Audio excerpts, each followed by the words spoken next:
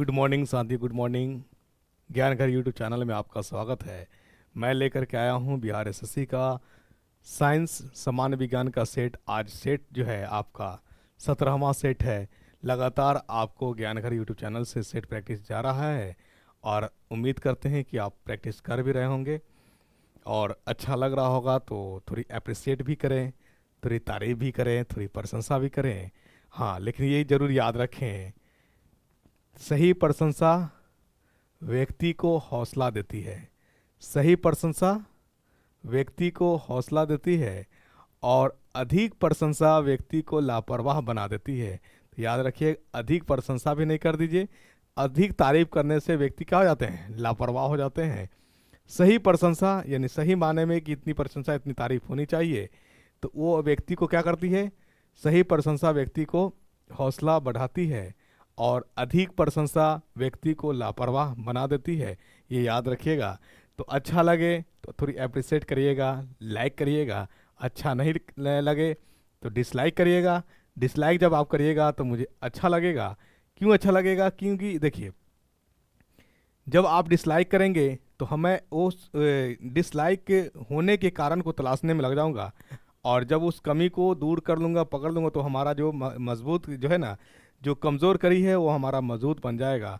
तो हमेशा यानी देखिए, हर चीज़ का दो पहलू होता है, एडवांटेज और डिसएडवांटेज। ठीक है ना? तो डिसलाइक करेंगे उससे भी हमको सीखने को मिलेगा और लाइक करेंगे तो उससे भी सीखने को मिलेगा। लाइक करेंगे तो थोड़ा क्या होगा ना कि लेवल उसी तरह से मेंटेन रह जाएगा। डिसलाइक जब आप करेंगे तो लेवल और इम्प्रूव करने का मौका मिलेगा। राइट? यानी आप जो भी करेंगे उससे हमें एक प्रेरणा मिलेगी।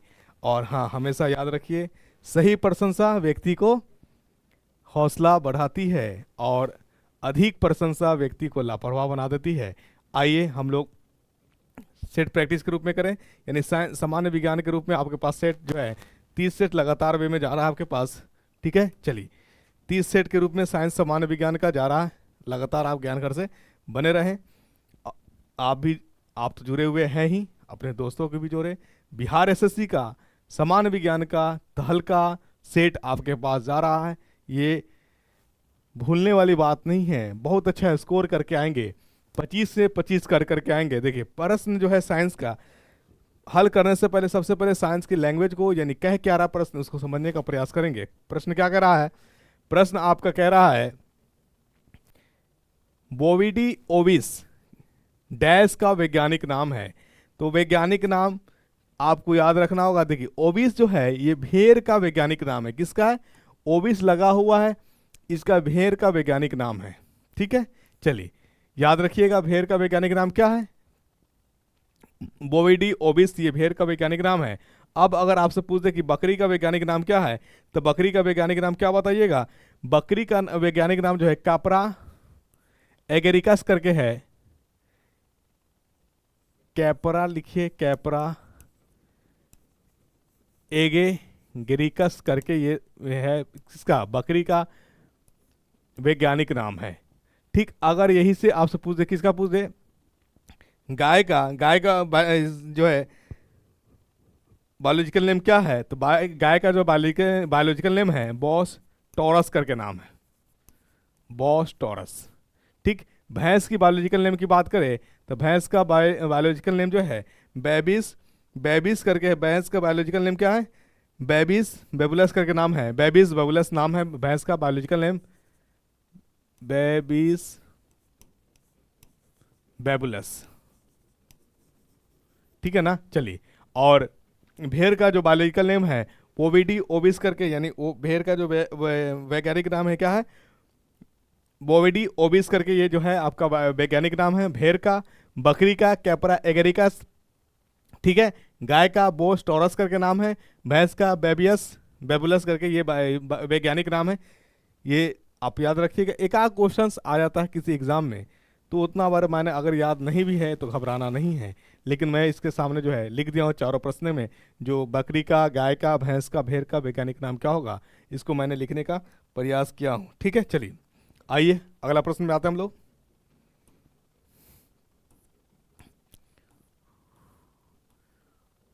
देखिए, नेक्स्ट प्रश्न क्या है? पौधे भोजन का निर्माण करने के लिए निम्नलिखित में से किससे ऊर्जा प्राप्त करता है? तो ये याद रखिएगा, ये पौधा जो भोजन बनाने के लिए जो ऊर्जा प्राप्त करता है कितना सूर्य से करता है, और कितना प्रतिशत करता है? सूर्य में जो ऊर्जा है उसका 1% क्या करता है, ये यूज करता है, ये याद रखिएगा 1%। ठीक, अब मान लीजिए एक सवाल ये भी उठता है कि मान लीजिए पौधा जो भोजन बनाया, ठीक, पौधा को जो आप खाइएगा, मान लीजिए हम लोग खाते हैं मनुष्य, तो पौधा से जो ऊर्जा है, इसमें जो ऊर्जा है इसका कितना प्रतिशत इसमें आएगा? तो इसका जो है 10% इसमें फॉलो करेगा। ठीक, अब इसमें जो ऊर्जा होगा इसको कोई खाएगा, अगर इसे कोई खाएगा, कोई खाने वाला अगर होगा तो उसमें इसका जो ऊर्जा जाएगा कितना जाएगा? इसका भी 10% जाएगा।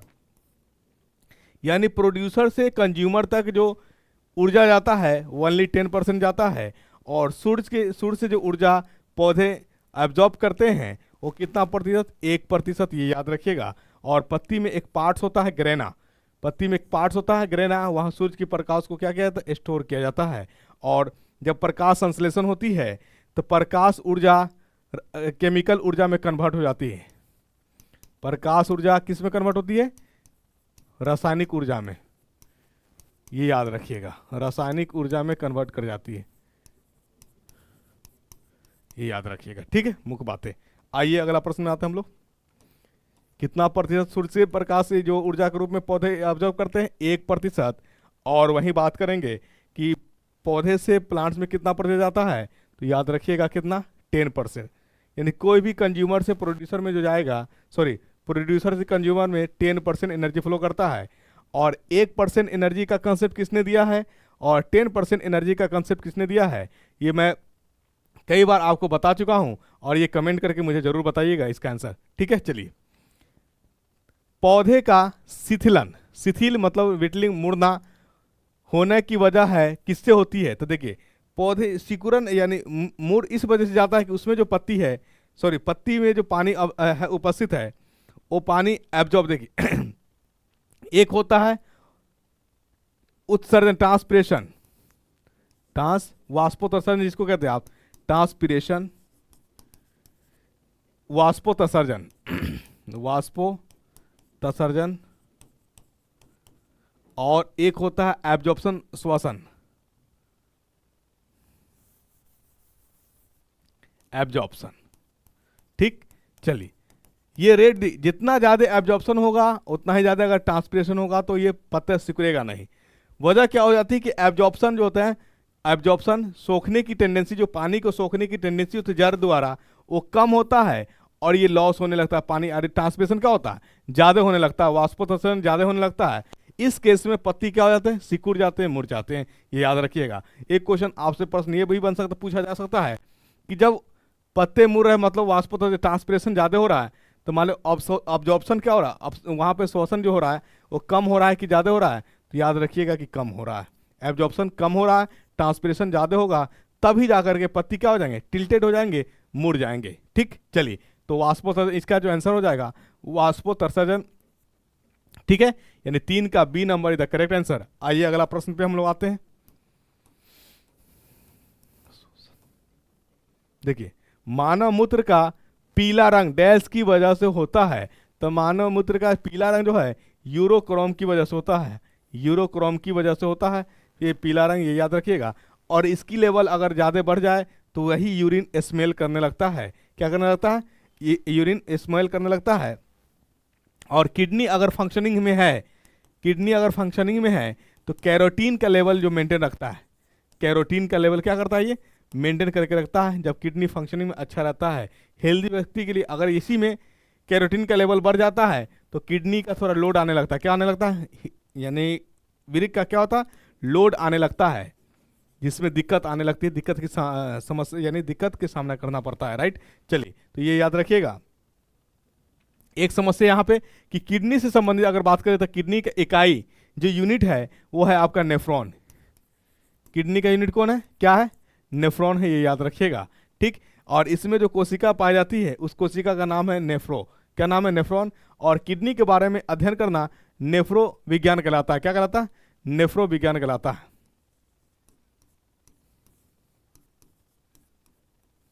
ठीक, ये याद रखिएगा। नेफ्रोलॉजी जिसको आप कहते हैं, किडनी के बारे में अध्ययन करना क्या कहलाता है? नेफ्रोलॉजी कहलाता है। आइए अगला प्रश्न में आते हैं हम लोग। निम्नलिखित में से किसे मानव शरीर के जैव रसायन प्रयोगशाला भी कहा जाता है? तो जैव रसायन प्रयोगशाला जो है जिगर मतलब लीवर को कहा जाता है। किसको कहा जाता है? लीवर को कहा जाता है। और इससे संबंधित अगर लीवर की बात करें हम, तो एक प्रश्न ये भी बन सकता है, सब अब पूछेगा आपसे कि सबसे क्या कहते हैं विशालतम सबसे बड़ा ग्रंथि कौन सा है? तो ये आपका लीवर ही है। क्या है? यकृत लीवर है, जिसको आप जिगर भी कहते हैं। मतलब एक गाना भी है, जिगर के पास, यानी जिगर के पास वहाँ दिल इमेजिनेशन किया जा रहा है। यहाँ जिगर का मतलब तो लीवर होता है। लीवर के पास कोई नहीं रहता है, दिल के ही पास रहता है। और आप भी किसी को दिल के ही पास रखिएगा, दिमाग पे नहीं ले जाइएगा। दिमाग पे लेके जाइएगा तो फिर क्या हो जाएगा, यूज एंड थ्रो वाला बात हो जाएगी। इमोशंस दिल से होती है, राइट। चलिए आइए हम लोग, और इमोशंस को कंट्रोल जो करता है कौन करता है? ब्रेन का पार्ट्स। कौन सा ब्रेन का पार्ट्स? आपका अग्र मस्तिष्क, मध्य मस्तिष्क और पश्च मस्तिष्क। मध्य मस्तिष्क जो होता है, मध्य मस्तिष्क ही इमोशंस को कंट्रोल करता है, याद रखिए। मतलब इमोशंस कंट्रोल कहाँ से होता है? माइंड से ही होता है। लेकिन लोग दिल लगाने के बाद कहता मैं इमोशनली हो गया हूँ, तो ये व्यवहारिक है, हकीकत में माइंड का ही बात है। ठीक, चलिए आइए अगला प्रश्न में आते हैं हम लोग।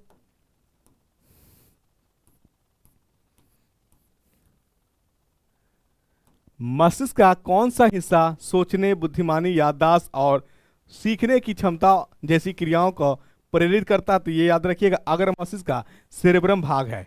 अग्र मस्तिष्क का सेरेब्रम भाग है, ठीक है। अग्र मस्तिष्क का कौन सा भाग? सेरेब्रम।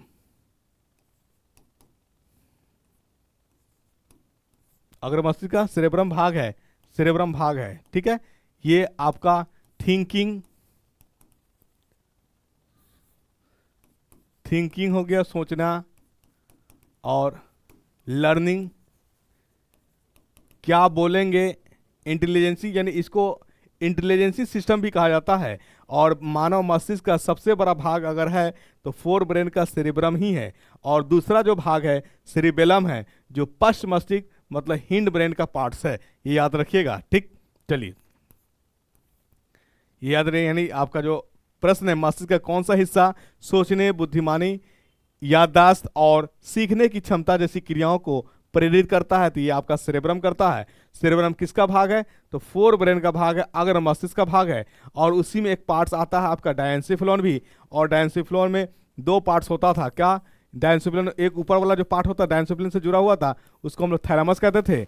और नीचे जो जुड़ा हुआ था उसको हम लोग हाइपोथैलेमस कहते थे। याद रखिएगा, थैलेमस और हाइपोथैलेमस ये जुड़ा होता है किससे? डायंसिफ्लोन से। किससे? डायंसिफ्लोन से। और सेरेब्रम जो होता है ये थिंकिंग, इंटेलिजेंसी, सोचना, बुद्धिमानता और रिमेंबर या मेमोरेबल, ये सब आपका जो है सेरेब्रम का ही काम है, ठीक। चलिए आइए अगला प्रश्न में आते हैं हम लोग। पौधे प्रोटीन संश्लेषण कहां से करते हैं? पौधे प्रोटीन संश्लेषण जो है अमीनो एसिड से करते हैं। कहां से करते हैं? एमिनो एसिड से करते हैं। ये याद रखिएगा, एमिनो एसिड से प्रोटीन संश्लेषण करता है। और मानव में, यानी जो इसेंशियल हम लोग के शरीर में जो इसेंशियल एमिनो एसिड्स है, इसेंशियल एमिनो एसिड्स कितने हैं? इसेंशियल एमिनो एसिड जो है हमारे पास 20 है। कितना? 20, जिसमें से यूजफुल कितना है? यूजफुल है 9। अनयूजफुल कितना है? अनयूजफुल है 11। याद रखिएगा, यूजफुल लाभकारी कितने हैं? 9 है। अलाभकारी कितने हैं? 11 है, ठीक। चलिए आइए अगला प्रश्न में आते हम लोग। हमारे शरीर में ग्लूकोज का संचयन किस रूप में किया जाता है? तो याद रखिएगा, ग्लाइकोजन के रूप में। प्रश्न पूछेगा कि कहां? तो लीवर में। कहां? लीवर में स्टोर किया जाता है। ये किस फॉर्मेट में? तो ग्लाइकोजन के फॉर्मेट में। जब आप फास्टिंग में होते हैं, जब आप इमरजेंसी में होते हैं और कुछ खा नहीं रहे होते हैं, तो यही जो आपका स्टोर किया हुआ जो है ग्लाइकोजन, ये आपको ऊर्जा प्रदान करती है, ठीक है। चलिए अगला प्रश्न में आता हम लोग। निम्नलिखित में से कौन सा फफूंद से होने वाला एक रोग है, यानी फंगस से होने वाला रोग है? तो आपको ये पता होगा कि जॉन्डिस जो है किससे होने वाला? खाने पीने से, यानी डिफिशिएंसी, यानी क्या कहते हैं, लीवर का डिस्फंक्शन के होने की वजह से जॉन्डिस बीमारी होती है। इंडिगोफोरा, ये सब आपका बैक्टीरिया, ये कोलेरा किससे होती है? हैजा जो है वायरस है या जीवाणु, आप बताएंगे मुझे। और जो डर्मिस है स्किन, मतलब आपके इचिंग वगैरह की बात अगर हम करें, दाद खुजली, ये सब आपका फंगस से होने वाला है। और त्वचा शोथ जो है, डर्मेटाइटिस जो है, ये इसमें स्किन से संबंधित बीमारी है और ये फंगी से ही होगा, कवक से होगा। तो इसका शुद्ध रूप से आंसर क्या हो जाएगा? त्वचा शोथ, त्वचा शोथ डर्मेटाइटिस, मतलब ये कवक से होने वाला ये रोग है। ठीक, चलिए आइए अगला प्रश्न में हम लोग आते हैं।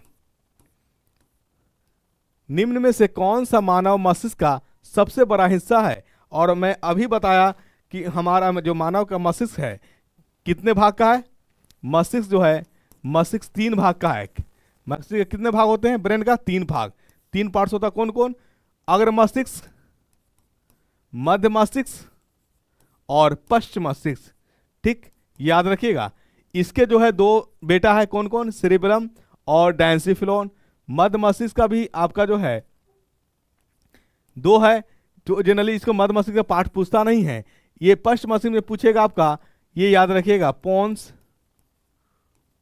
ठीक है, medulla oblongata, medulla oblongata.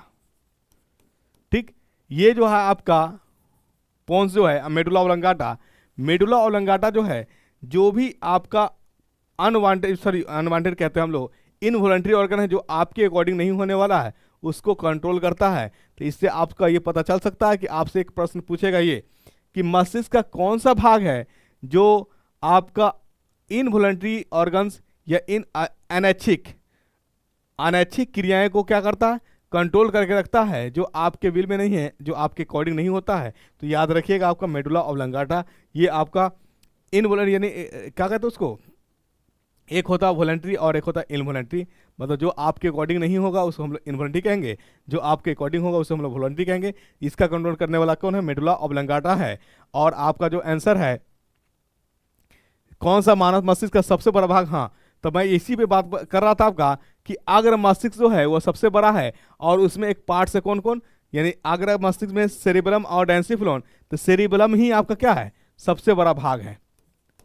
Cerebellum ही आपका सबसे बड़ा भाग है।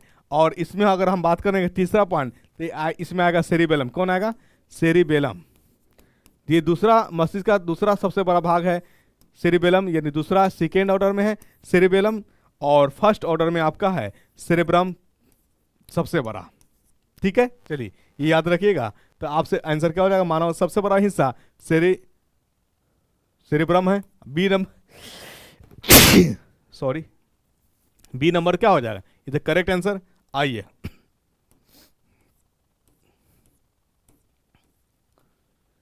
इनमें से कौन सी एक वायरल बीमारी है? तो आप देखिए, जो वायरस से होने वाला बीमारी है आपका, वो आपका है पोलियो। पोलियो है वायरस से होने वाला बीमारी। टेटनस, कुष्ठ रोग, प्लेग, ये सब आपका जीवाणु से होने वाला बीमारी है। किससे होने वाला बीमारी है? जीवाणु से होने वाला बीमारी है, बैक्टीरिया से होने वाला बीमारी है। और पोलियो जो है ये विषाणु से होने वाला बीमारी है, वायरस से होने वाला बीमारी है। ठीक, आइए अगला प्रश्न में आते हैं हम लोग। कांच होता है, कांच होता है का अतिस्थितित द्रव होता है, यानी अतिस्थितित द्रव क्या मतलब? अक्रिस्टलीय, अक्रिस्टलीय जो होता है, अक्रिस्टलीय ठोस होता है, इसी को असितथित हम लोग कहते हैं। अतिसितथित द्रव कहते हैं अक्रिस्टलीय ठोस को। यानी जो शीशा होता है, ग्लास होता है, वो क्या होता है? असितथित द्रव होता है, और इसी को हम लोग अक्रिस्टलीय ठोस भी कहते हैं। ये याद रखिएगा, यानी अतिसितथित द्रव को ही हम लोग क्या कहते हैं? अक्रिस्टलीय ठोस कहते हैं। ये याद रखिएगा। ठीक, आइए अगला प्रश्न में आता हूं लोग। कठोर स्टील में होता है कार्बन कितना प्रतिशत? तो ये याद रखिएगा 0.5 से लेकर के 1.5% तक कार्बन होता है कठोर स्टील में। ठीक, ये सब डेटा मौखिक है, या याद रहेगा या नहीं भी रहेगा, बस सिर्फ सुन लीजिएगा तो याद रह जाएगा। हो सकता है एग्जाम में आ जाए तो सुनी हुई रहेगी। तो सुनी हुई चीज़ जो याद रहता, हमेशा याद रहता है। तो ये सुनने का प्रयास करिएगा। आपके पास कई ऑप्शन है, स्पीड बढ़ा करके भी देखिए, स्पीड घटा करके देखिए, जिस तरह से आपको लगे, जिसमें आपको सुविधा मिले वो काम कीजिए। आप अपने सुनिए सबकी, करिए मन की, जो आपका मन करे वही कीजिए, क्योंकि आपका जो मन कहेगा, आप अपने मन के मुताबिक चलिएगा तो सफलता बहुत नज़दीक में, यानी सफल होने की जो चांसेस होगा वो ज़्यादा रहेगा। सबका सुनिएगा, सबके अकॉर्डिंग चलिएगा तो खिचड़ी बन जाएगा। माइंड में क्या हो जाएगा? खिचड़ी बन जाएगा। और जब खिचड़ी बनेगा तो सिर्फ खाने में अच्छा लगेगा, माइंड में, व्यवहार में अच्छा नहीं लगेगा। ठीक, चलिए आइए अगला प्रश्न में आते हैं हम लोग।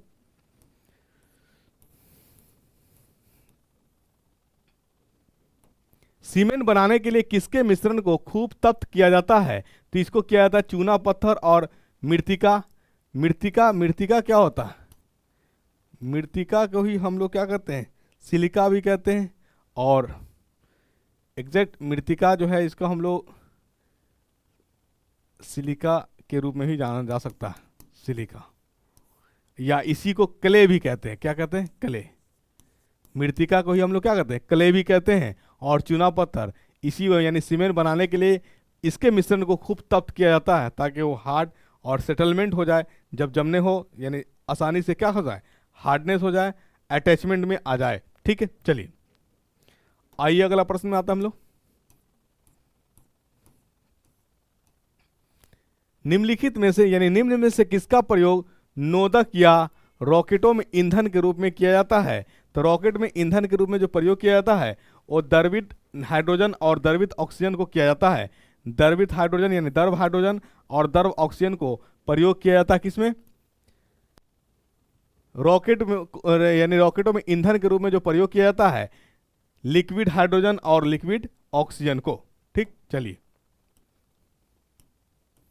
एक प्रश्न ये भी पूछा जा सकता है कि रॉकेट जो हम लोग अप्लाई करते हैं तो रॉकेट जो है न्यूटन के किस नियम को फॉलो करता है? तो न्यूटन के तृतीय नियम को फॉलो करता है। और न्यूटन के तृतीय नियम में क्या आया था? न्यूटन के तृतीय, जैसे आपसे बात किया जाएगा क्या कहा जाएगा कि न्यूटन का प्रथम नियम जो है उससे क्या निकला था? न्यूटन के प्रथम नियम से बल का परिभाषा आया था, और न्यूटन के द्वितीय नियम से बल का फॉर्मूला, और न्यूटन के तृतीय नियम से संवेग का संरक्षण आया था, मोमेंटम का संरक्षण आया था। तो यानी हमने अभी आपसे बताया कि रॉकेट जो है, रॉकेट न्यूटन का तृतीय नियम का फॉलो करता है। तो न्यूटन के तृतीय नियम से क्या चीज निकला था? संवेग निकला था। इसका मतलब रॉकेट संवेग संरक्षण का भी नियम का पालन करता है, ये याद रखिएगा। ठीक, आइए 16 नंबर प्रश्न क्या करा? परमाणु ऊर्जा के उत्पादन में प्रयोग किया जाने वाला आइसोटोप निम्नलिखित में से कौन सा है? तो ये याद रखिएगा, यूरेनियम 235, इसी को यूज किया जाता है परमाणु ऊर्जा में। ठीक है, चलिए अगला प्रश्न में आता हम लोग। सीसा पेंसिल के निर्माण में किस सामग्री का प्रयोग किया जाता है? तो सीसा पेंसिल के निर्माण में जो है ये ग्रेफाइट को यूज किया जाता है। किसको यूज किया जाता है? ग्रेफाइट को यूज किया जाता है, ये याद रखिएगा। ग्रेफाइट किसका अप्रूफ है? ग्रेफाइट जो है कार्बन का अप्रूफ है। कार्बन का कितना अप्रूफ? कार्बन का 3 अप्रूफ है। कौन कौन? डायमंड, ग्रेफाइट और बकमिस्टर फुलरेंस, ये आपका 3 अप्रूफ है। किसका? कार्बन का। और कार्बन कितना बॉन्ड बनाता है? कार्बन 4 बॉन्ड बनाता है। कार्बन के पास संयोजी इलेक्ट्रॉन्स कितने हैं? कार्बन के पास जो है 4 संयोजी इलेक्ट्रॉन्स है। ठीक है, चलिए सीमेंट की खोज किसने की? तो सीमेंट की खोज जो है जोसेफ अस्पार्डिन ने की थी। ये आस्पेडिन नहीं है, ये ए है, अस्पार्डिन ने की थी। जोसेफ अस्पार्डिन ने सीमेंट की खोज की थी। कब की थी? शायद 1824 में की थी। ये डेट नहीं पूछेगा लेकिन फिर भी आप माइंड में रखिएगा। ठीक, चलिए यानी सीमेंट की खोज किसने की? तो जोसेफ अस्पार्डिन ने की। कब की? तो 1824, ये माइंड में रखिएगा, इसकी जरूरत ऐसे नहीं है। आइए अगला प्रश्न। निम्नलिखित में से अश्रु गैस का घटक कौन सा है? आंसू गैस तो क्लोरोपिक्रीन के रूप में जाना जाता है। जो आंसू गैस, जैसे हिंसा को कंट्रोल करना हो, भीड़ को कंट्रोल करना हो तो वहाँ छोड़े जाते हैं आंसू गैस। ये जो आपको अंदर ये एक लहर पैदा करेगा, आंख में इरिटेशन पैदा करेगा, खुजलाहट पैदा करेगा, जलन पैदा करेगा, इसी को हम लोग क्लोरोपिक्रीन कहते हैं। और अगर इससे एक प्रश्न ये भी पूछा जा सकता है कि इसका जो स्मेल होता है वो कैसा होता है? ये मस्टर्ड ऑयल की तरह होता है। कैसा होता है? सरसों की जो तेल होती है उसकी जो खुशबू होती है उसी तरह होती है, मस्टर्ड ऑयल की तरह। ठीक, चलिए आइए अगला प्रश्न आता हम लोग।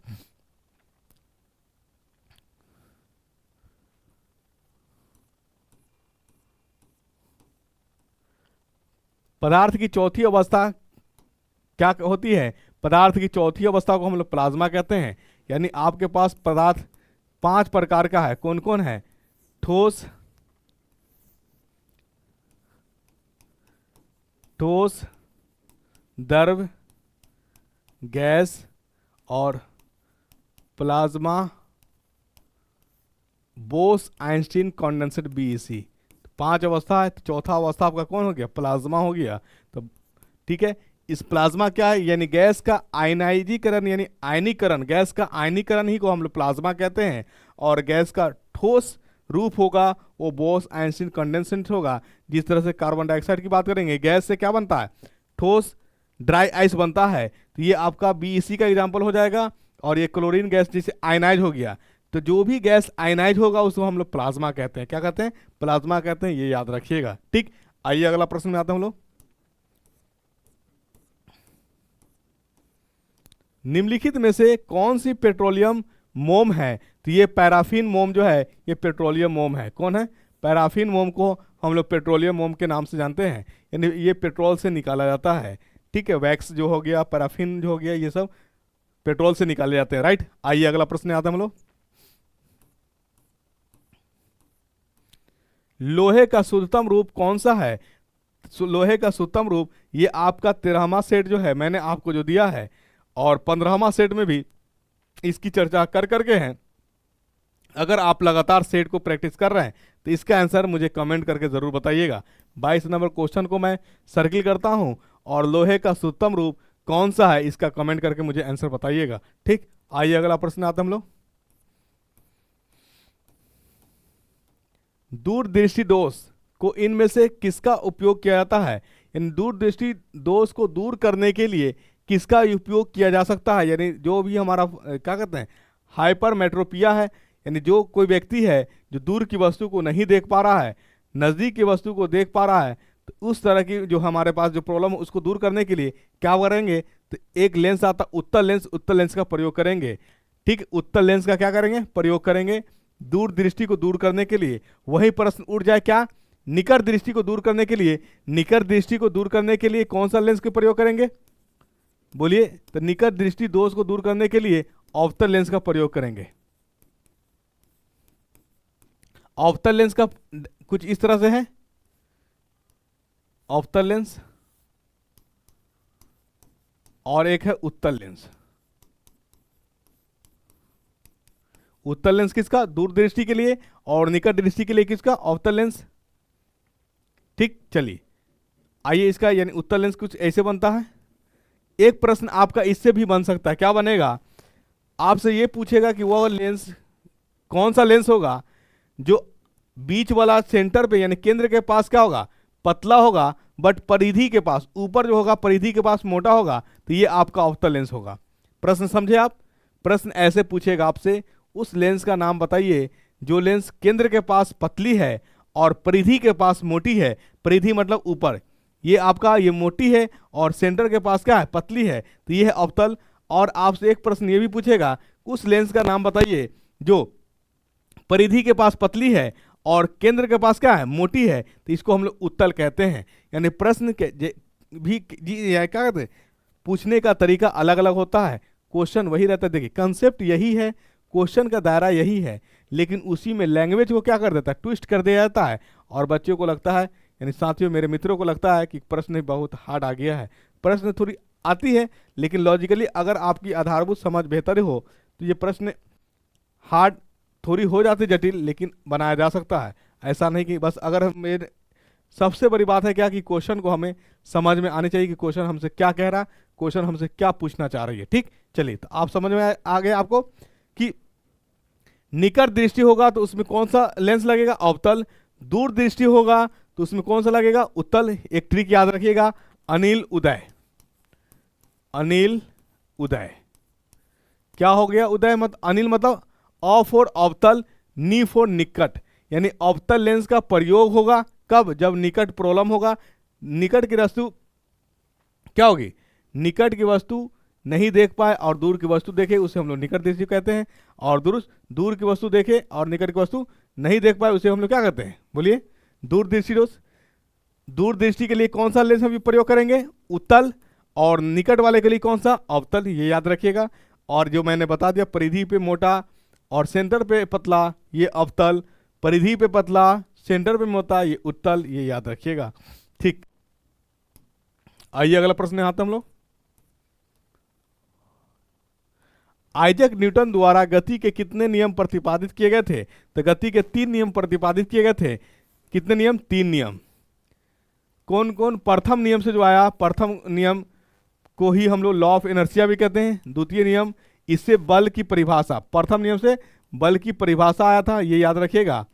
और द्वितीय नियम से जो आया था, बल का फॉर्मूला आया था, बल का सूत्र आया था, बल का सूत्र आया था। तृतीय नियम से जो है, तृतीय नियम से संवेग का संरक्षण आया था, संवेग का संरक्षण, ये याद रखिएगा। ठीक है, चलिए। यानी न्यूटन के 3 नियम दिए। प्रथम नियम को ही कहा जाता है लॉ ऑफ इनर्शिया, जड़त्व का नियम। जड़त्व का नियम प्रथम नियम को ही कहा जाता है, जड़त्व का नियम, लॉ ऑफ इनर्शिया। ठीक है, जड़त्व का नियम कहा जाता है प्रथम नियम को। उससे आपका बल की परिभाषा आया, द्वितीय से बल की फॉर्मूला आया, सूत्र, और तृतीय से संवेग का संरक्षण आया। ये याद रखिएगा। तो आंसर आपका जो है 3 हो गया। चलिए आइए अगला प्रश्न।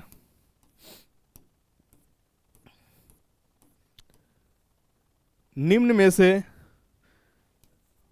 में से कौन सा भाग प्रकाश को मानव आंख में प्रवेश करने की सुविधा प्रदान करता है? तो मानव आंख के अंदर जो प्रकाश जाती है वो आपका आइरिस से जाती है, और उस प्रकाश को नियंत्रण कौन करता है? तो आपका मानव आंख का प्यूपिल करता है। प्रकाश का नियंत्रण करने वाला, जो कंट्रोल करने वाला है, वो प्यूपिल है। और प्रकाश जाने का जाने का अनुमति देने वाला वो आइरिस है, आपका परितारिका। ठीक, आपसे प्रश्न पूछेगा कि प्रकाश मानव नेत्र जो है आंख के अंदर किसके क्या कहते हैं, निर्देश से जाती है, किसके आदेश पर? तो आपका आइरिस। और उस प्रकाश को कंट्रोल कौन करता है? तो उस प्रकाश को जो कंट्रोल करता है वो पुतली है, प्यूपिल है। ठीक, चलिए, यानी सॉरी, इसको टिक नहीं मारना। हमारा आंसर क्या था? निम्न में से कौन सा भाग प्रकाश को मानव आंख में प्रवेश करने की सुविधा प्रदान करती है? तो आपका आइरिस है जो प्रवेश करने की सुविधा प्रदान करती है। ठीक, आइए अगला प्रश्न आता है हम लोग। और पूछेगा अगर कि मानव नेत्र में प्रतिबिंब कहाँ बनता है? तो प्रतिबिंब बनता है रेटिना पे। कहाँ बनता है? रेटिना पे। आइए, प्रकाश आंख में डैश से प्रवेश करता है, कौन सा? अभी आप ये रिपीट हो गया क्वेश्चन, इसका आंसर मुझे कमेंट करके बताइएगा। प्रकाश का नियंत्रण कौन करता है? पीपिल। प्रकाश जो है किसके अनुमति से अंदर प्रवेश करती है? तो आप मुझे बताइएगा इसका कमेंट करके आंसर। ठीक है, चलिए आइए अगला प्रश्न में आता हम लोग। ध्वनि की वह निम्नतम आवृत्ति क्या है जो मनुष्य द्वारा सुनी जा सकती है? तो मनुष्य द्वारा सुनी जाती है कितना से? 20 हर्ट्ज से 20,000 हर्ट्ज तक। 20,000 हर्ट्ज। तो न्यूनतम कौन हो गया? न्यूनतम हो गया आपका 20 हर्ट्ज, और अधिकतम हो गया 20,000, यानी 20 के अधिकतम हो गया 20 जो है, यानी निम्नतम हो गया। तो आंसर आपका निम्नतम पूछा है, तो निम्नतम आपका क्या हो जाएगा? 20 hertz is the correct answer. ठीक, चलिए आइए अगला प्रश्न में आते हम लोग। बल की इकाई है, बल का ऐसा मात्रा क्या होता है? तो बल आपका फॉर्मूला होता है, बल का क्या होता है? Mass into acceleration. मास का ऐसा मात्रा क्या होता है? केजी। एक्सेलरेशन का ऐसा मात्रा क्या होता है? त्वरण का मीटर पर सेकेंड स्क्वायर। तो ये आपका हो गया केजी मीटर पर सेकेंड स्क्वायर, इस तरह से हो जाएगा, केजी मीटर पर सेकेंड स्क्वायर। ये आपका करेक्ट आंसर हो जाएगा। आइए, बल का ऐसा मात्रक होता है न्यूटन। बल का ऐसा मात्रक क्या होता है? न्यूटन। और सीजीएस मात्रक डाइन। 1 न्यूटन बराबर कितना डाइन? 1 न्यूटन बराबर होता है 10 के पावर 5 डाइन होता है। ठीक है, भार का ऐसा मात्रक, यानी भार लुक लाइक अ फोर्स ही है, लुक लाइक अ फोर्स है, यानी वेट को ही हम लोग भार कहते हैं। और इसका ऐसा मात्रक होता है न्यूटन, यानी भार को हम लोग डब्ल्यू से रिप्रेजेंट करते हैं, और इसका फॉर्मूला होता है mg, जहाँ m क्या है? मास है, और g क्या है? गुरुत्वाकर्षण, यानी गुरुत्वीय त्वरण है, गुरुत्वीय त्वरण है। और इसका ऐसा मात्रक जो होगा, ऐसा मात्रक क्या होगा? न्यूटन। हमने अभी बताया 1 न्यूटन को सीजीएस में कन्वर्ट करिएगा तो 10 के पावर क्या हो जाएगा? 5 डाइन होगा। ये याद रखिएगा, 1 न्यूटन बराबर 10 के पावर 5। यहीं पे अगर पूछ दे कि 1 जूल बराबर कितना अर्ग, यानी जूल जो है एसआई मात्रक है और अर्ग सीजीएस मात्रक है, ये 10 के पावर 8 अर्ग होगा। ठीक, चलिए आइए अगला प्रश्न में हम लोग आते हैं। शक्ति का ऐसा मात्रक क्या होता है? तो शक्ति का ऐसा मात्रक क्या होता है? वाट होगा। जूल किसका ऐसा मात्रक है? ऊर्जा का। वोल्ट किसका ऐसा मात्रक है? विभवांतर का। और एम्पियर किसका ऐसा मात्रक है? ये धारा का, करंट का। ठीक है, चलिए। और वाट किसका ऐसा मात्रक है? ये आपका शक्ति का, पावर का। क्या होता है पावर का formula? Work by time. Work by time, ये याद रखिएगा। ठीक। फिजिक्स में अगर हम लोग इलेक्ट्रिसिटी की बात करेंगे तो पावर का फॉर्मूला एक ये भी होता है, V इंटू आई। ठीक है, यानी वोल्ट इंटू करंट। और V को ओम्स ला लगा दीजिएगा, V equal to I R होता है। तो V की जगह आई आर पुट कर दीजिए तो पावर क्या हो जाएगा? आई स्क्वायर आर। ये भी एक फॉर्मूला पावर का आ जाएगा। ओम्स लॉ से ही आप जो है आर का जगह रूट पुट कर दीजिए, क्या आई की जगह ले लीजिए, क्या ले लीजिए आई रोक लीजिए, V बाई आर हो जाएगा। तो यहाँ पे पुट कर दीजिए आई की जगह, यानी पावर क्या इस पे V तो रहेगा ही, इंटू आई की जगह क्या पुट करिएगा? V बटे आर। तो ये हो जाएगा square formula V square by R. तो यानी पावर का 3 फॉर्मूला आपका जनरेट हो गया। ये विद्युत धारा में इलेक्ट्रिसिटी की बात अगर हम करेंगे तो यहाँ से आ गया बात। तो इसी 30 क्वेश्चन के साथ आपका सेट होता है कंप्लीट। 17 सेट आप तक पूर्ण रूप से ज्ञान घर के यूट्यूब चैनल से आप तक पहुंच गया है। लगातार आप बने रहें, प्रयास करें। यानी देखिए, सफलता और विफलता कोशिश पर ही निर्भर करती है। हमेशा सफलता जो है असफल होने के बाद मिलती है, अनुभव होने के बाद मिलती है। और अनुभव कब मिलती है? अनुभव कब मिलती है? जब कोई चीज़ आप कर रहे हैं उसमें मिस्टेक होगा। एक्सपीरियंस फेलियोर होने से मिलती है, और फेलियोर गलत निर्णय आने से होती है। आई बात समझ में? तो जिंदगी में हर चीज़ आपको कुछ ना कुछ सिखा के ही जाएगा। इसलिए निर्णय भी लीजिए, स्ट्रगल भी कीजिए, प्रयास भी कीजिए और कोशिश भी कीजिए। मुसलसल लगातार अभ्यास में बने रहिए। ज्ञान घर यूट्यूब चैनल आप तक बिहार एसएससी के लिए सेट के रूप में लगातार 30 क्वेश्चन का सेट दे रहा है। और अच्छा अच्छा क्वेश्चन है, ये आपको लग भी रहा होगा। और अच्छा लग रहा होगा तो इसे लाइक भी करें, शेयर भी करें, लोगों तक पहुंचाए भी। ज़्यादा से ज़्यादा लोग को, यानी ज़्यादा से ज़्यादा लोगों तक ज्ञान घर यूट्यूब चैनल पहुंचाने का प्रयास करें, ताकि आपका भी सिलेक्शन हो और आपके मित्रों का भी सिलेक्शन हो। ठीक है, चलिए। आप इस कार्य के प्रति मैं आपके प्रति सदा आभारी रहूँगा। Thank you so much.